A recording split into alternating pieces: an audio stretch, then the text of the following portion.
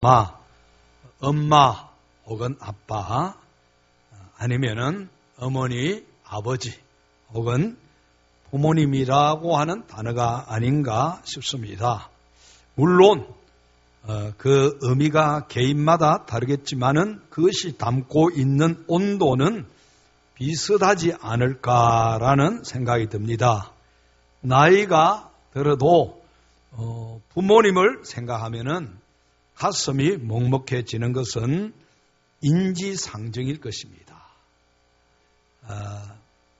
나이가 들면은 고아가 돼서 부모가 더 그리울 수도 있는 것입니다.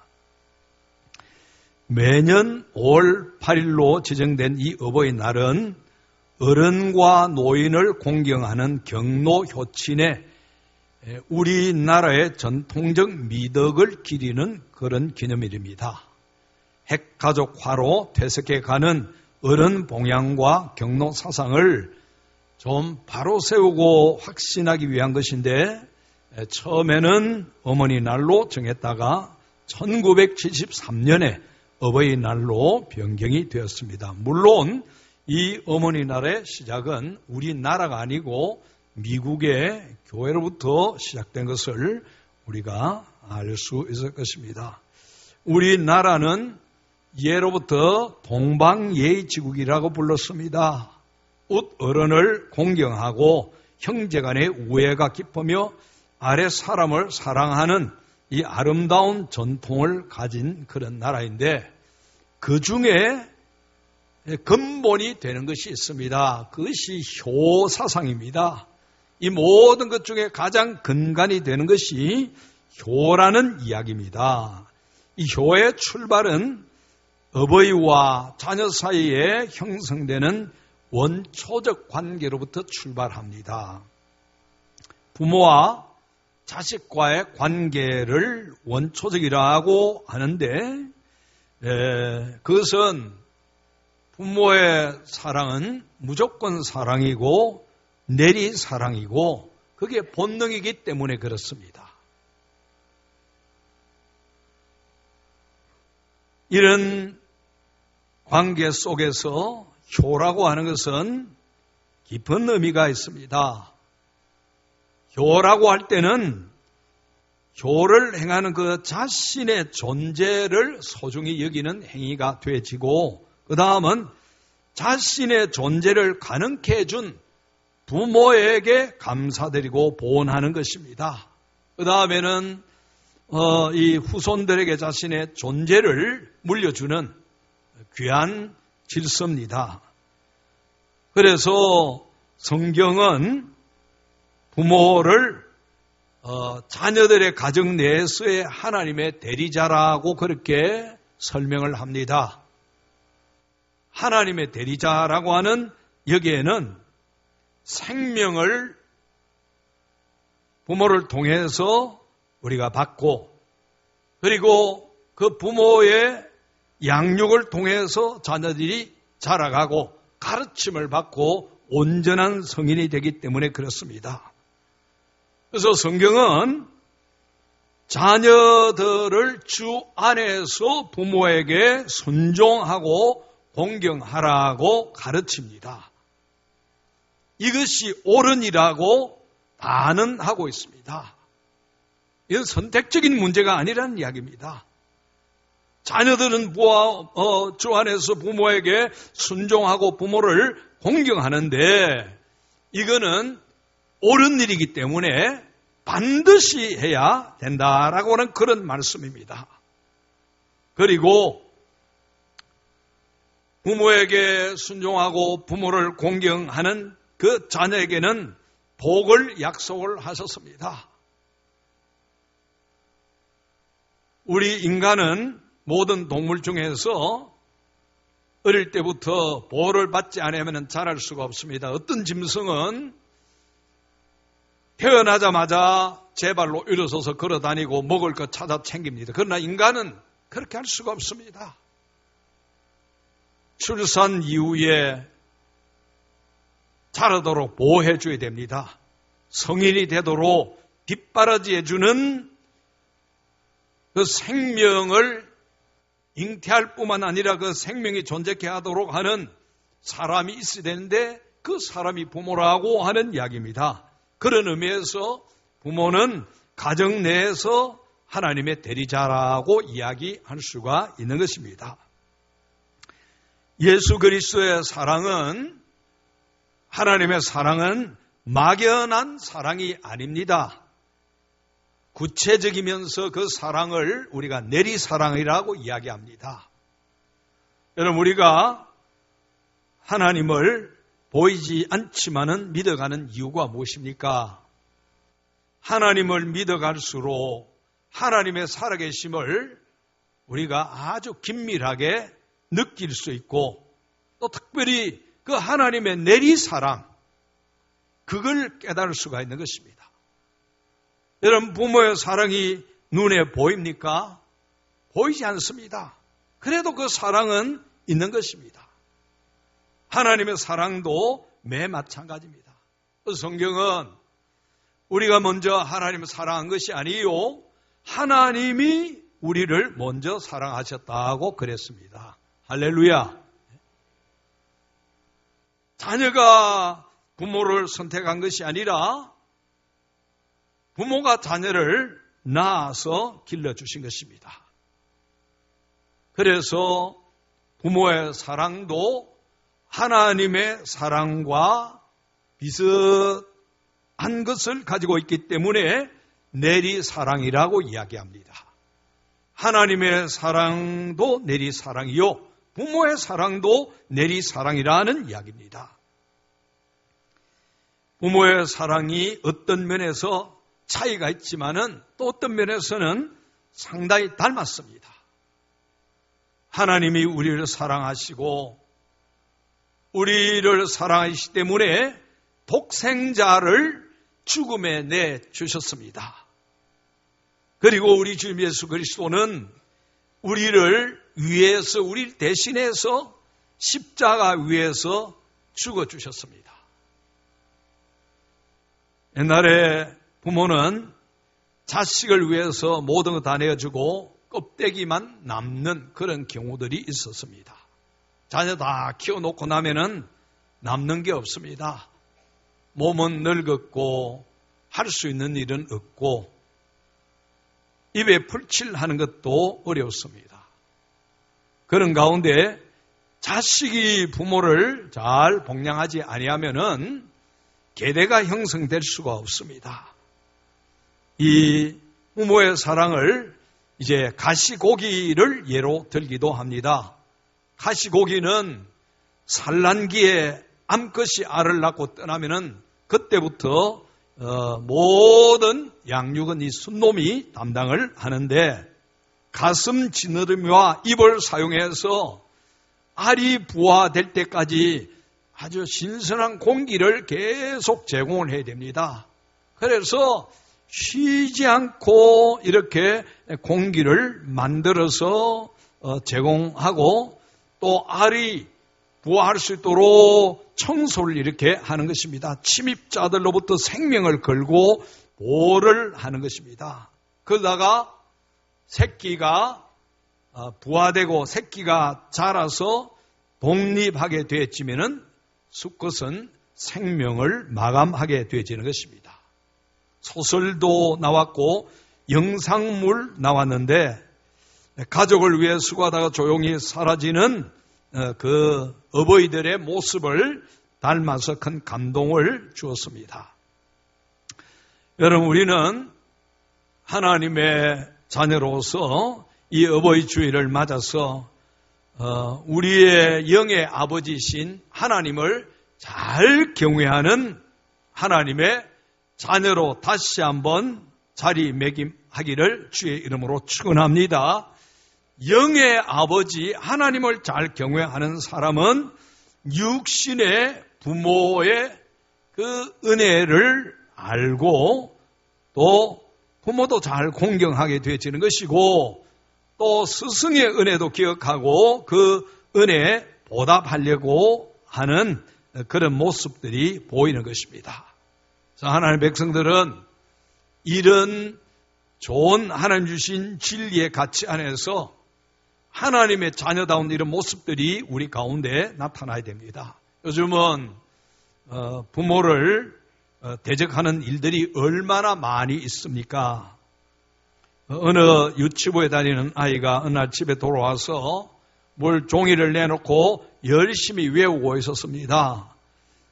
교회 안 다니는 아버지가 이 뭘 외우는고 싶어서 이렇게 가만히 좀 들어보니까 10계명을 외우는데 5계명에 와서는 내 부모를 공격하라 그렇게 외우고 있었습니다. 내 부모를 공격하라. 뭔 교회가 이런 교회가 있는고 싶어서 그걸 가만히 보니까 내 부모를 공격하는 것이 아니고 공경하라고 그랬습니다. 그래서 아버지가 야 이놈아 부모를 공격하는 것이 아니고 공경해야 되지. 그러니까 아빠 공경이 무슨 말이에요? 그러니까 아빠 말씀 잘 듣고 아빠 사랑하는 거다라고 하니까 이 아들이 그럼 왜 아빠는 할아버지 공격해요? 그래서 이 아빠가 정신을 차리고 그때부터 아빠를 공격하는 것이 아니고 공경하게 되었다고 하는 것입니다. 여러분, 이 세상은 이제 이 부모를 공격하는 그런 세대가 되어버렸습니다. 하나님이 주신 질서는 대단히 중요합니다. 사람이 지키면은 그 질서에 따른 약속대로 복이 임하게 되지만은 하나님이 내리신 이 질서를 어기면은 질서가 파괴되는 곳에는 큰 문제들이 일어나게 되어지는 것입니다.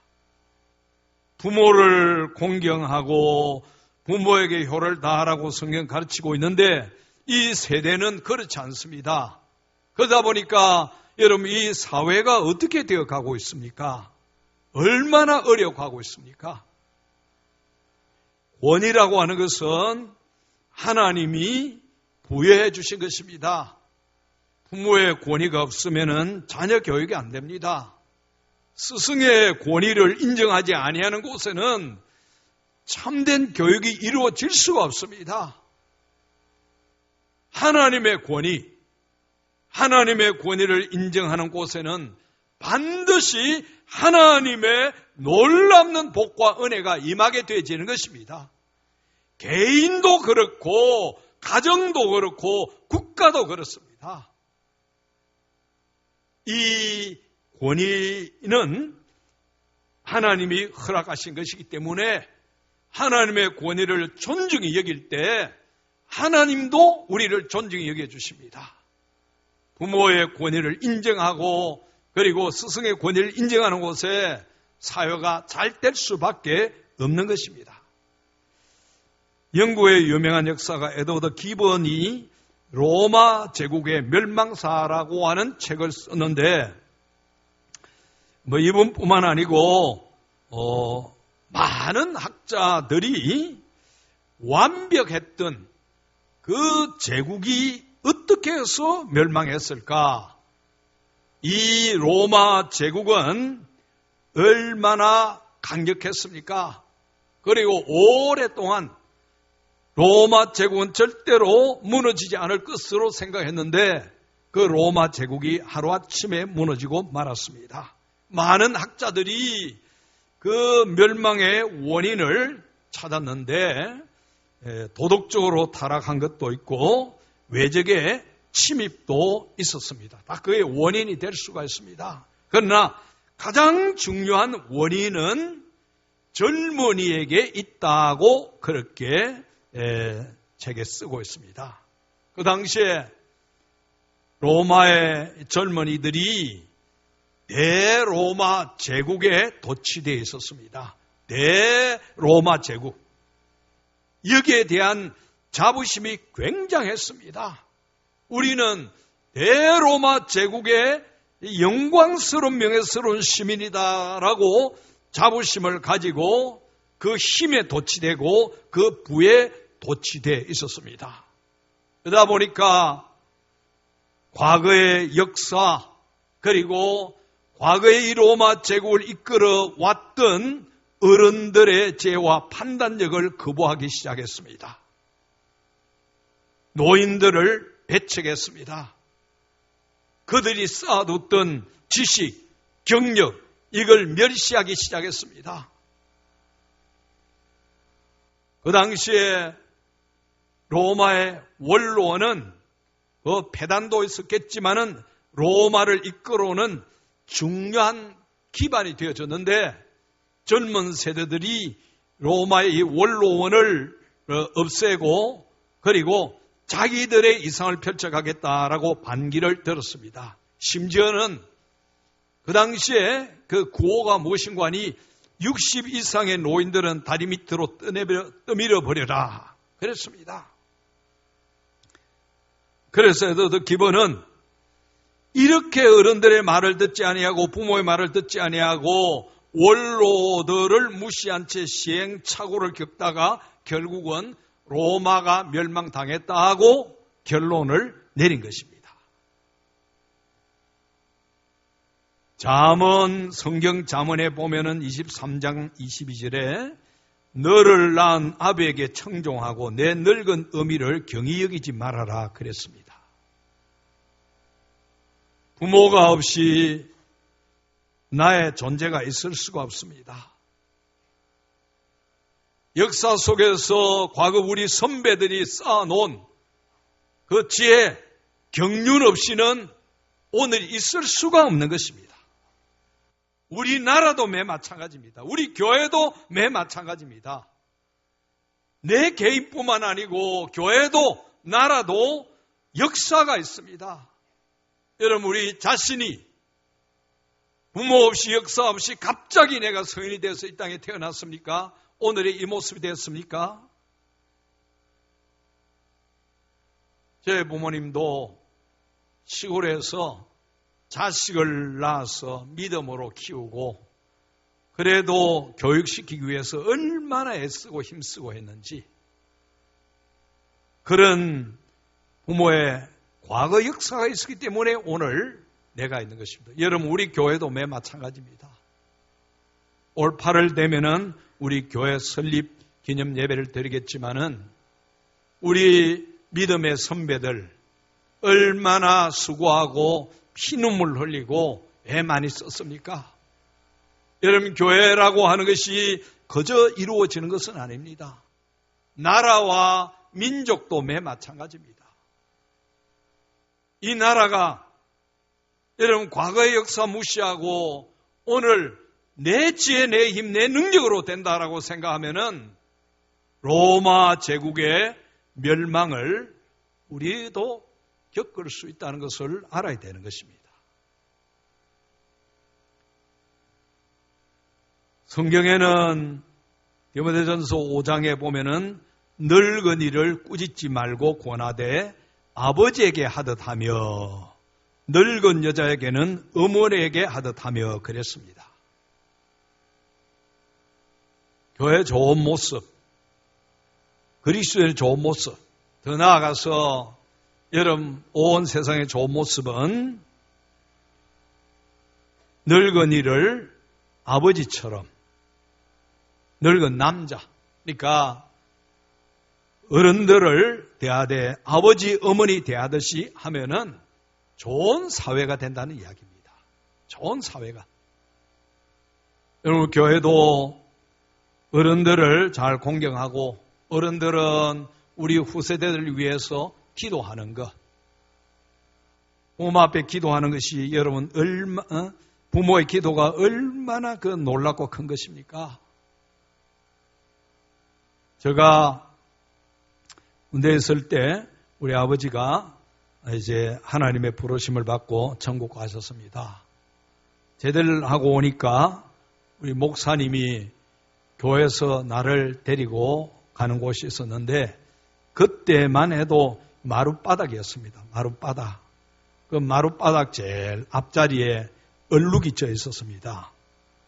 창수야, 너 이게 뭔지 아느냐? 그래서 목사는 잘 모르겠습니다. 그러니까 너희 아버지가 이곳에 무릎 꿇고 앉아서 새벽마다 널 위해서 기도했던 자리다. 너 아버지의 눈물의 자욱이다 그랬습니다. 나는 잊을 수가 없습니다. 첫째는 하나님의 은혜요. 두 번째는 날 낳아서 기를 뿐만 아니라 성인이 되어서 군대 간 그 아들을 위해서 아침마다 눈물 흘리면서 기도했다. 그 은혜가 있어서 오늘 내가 있는 것이고 우리가 있는 것입니다. 그걸 절대로 잊어서는 안 되는 것입니다. 하나님께서 이처럼 이 질서를 주셔서 우리 육의 부모를 생각하면서 영의 아버지를 잘 공경하고 동시에 나의 존재를 있게 한 부모님에게 효도하도록 하는 것이 성경이 우리에게 가르치는 것입니다. 군사부일체라는 말이 있는데 임금과 스승과 부모의 은혜는 동일하다라고 하는 그런 의미입니다. 부모는 생명을 주셨고 스승은 가르침을 주셨고 임금은 먹여주셨으니까 그래서 그 은혜는 동일함으로 동일하게 섬겨야 된다라고 하는 말이 군사부일체입니다. 여러분 우리에게 영원한 생명을 주시고 영원히 살 수 있는 길을 우리에게 가르쳐 주셨고 우리의 모든 필요를 공급해 주시는 우리 영의 아버지 하나님이십니다. 우리가 이걸 기억하고 믿음으로 살 때 하나님의 풍성한 은혜를 경험하게 되지는 것입니다. 눈에 보이지 아니하지만은 그 따스한 하나님의 손길, 어루만지심, 위로, 그래서 험난한 이 세상을 이기고 나아갈 수가 있는 것입니다. 여러분 임금도 스승도 부모도 우리는 그 권위를 인정하고 존중해야 될 그런 대상입니다. 더 나아가서 이 모든 것을 우리에게 이루시는 분은 우리의 하나님이십니다. 한시외전에 나오는 이야기입니다. 한시외전은 한나라에 한시성을 가진 영이라는 사람이 쓴 것인데 이 고사 성어들을 어제 해석한 그런 고전입니다. 주나라의 고라는 사람이 상을 당하지 않았는데도 슬피 울고 있었습니다.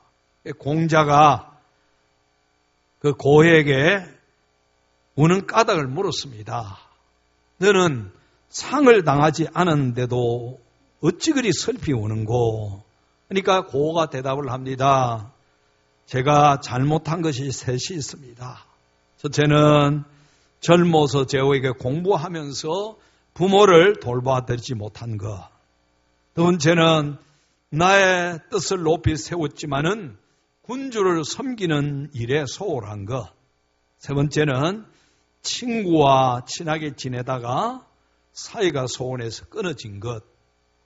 그렇게 이야기를 하면서 그때 풍수지탄이라고 하는 시를 읊습니다. 그것이 무엇인고 하니 수욕정이 풍부지 자욕양이 친부대라고 하는 한시외전에 나오는 이야기입니다. 나무가 고요하고자 하나 바람이 멈추지 않고 자식이 효도하고자 하나 어버이가 기다리지 않는다라는 그런 이야기입니다. 효도를 다하지 못했는데 어버이는 돌아가시고 효도하고 싶어도 할 수 없는 슬픔을 이루는 뜻으로 풍수지탄이라고 그렇게 말하는 것입니다. 여러분 기회는 언제나 우리 곁에 있는 게 아닙니다. 기회는 지나갑니다. 기회 있을 때 우리 영의 아버지 하나님 잘 섬기시기를 주의 이름으로 축원합니다. 살아계실 때 우리 부모님 잘 공경하시기 바랍니다. 안 믿는 사람은 죽어서 제사 받아 먹는다 그러지만은 죽으면은 그 받아 먹을 수가 없습니다. 세계가 질적으로 다릅니다. 영의 세계와 이 육신의 현세의 세계는 질적으로 다르기 때문에 우리 먹는 음식을 그렇게 먹는다라고 그건 쏟고 있는 겁니다. 살아계실 때. 그래서 우리 성경은 이 땅에 생명이 있을 때 부모를 잘 공경하는 겁니다. 공격하지 말고 마음이라도 공경하는 마음을 가지고 위로해드리고 말이라도 격려해드리고 기회 있을 때 조금이라도 맛있는 거 사다 드리고 용돈을 지어드리고 자주 찾아드리고 전화해드리고